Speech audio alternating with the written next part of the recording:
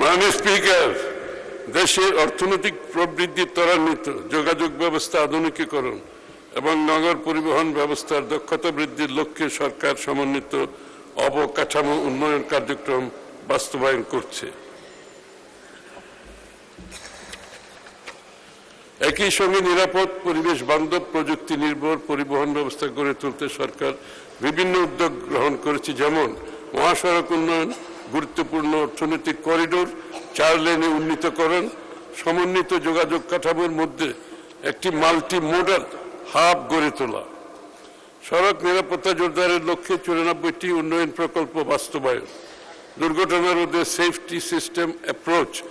ভিত্তিক বাংলাদেশ সড়ক নিরাপত্তা প্রকল্পের কার্যক্রম প্রদানে চালু করা, অটোমেটেড ফিটনেস সার্টিফিকেট ব্যবস্থা এবং পেশাজীবী চালকদের প্রশিক্ষণ কার্যক্রম জোরদার, প্রায় 3000 কিলোমিটার জাতীয় এক্সপ্রেসওয়ে গ্রিড গড়ে তুলতে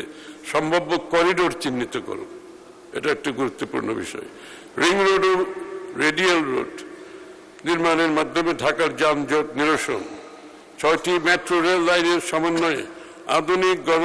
গণপরিবহন নেটওয়ার্ক গড়ে তোলা এবং মেট্রো রেলের সঙ্গে সংযুক্ত মনোরেল ভিত্তিক ফিডার নেটওয়ার্ক নির্মাণ, পুরনো বাস পর্যায়ক্রমে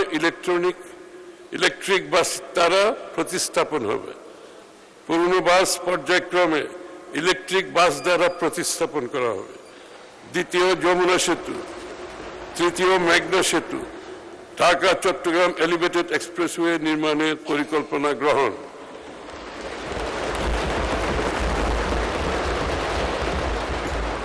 ইলেকট্রনিক টোল ও স্মার্ট ট্রাফিক ব্যবস্থা চালুর উদ্যোগ গ্রহণ করা হয়েছে।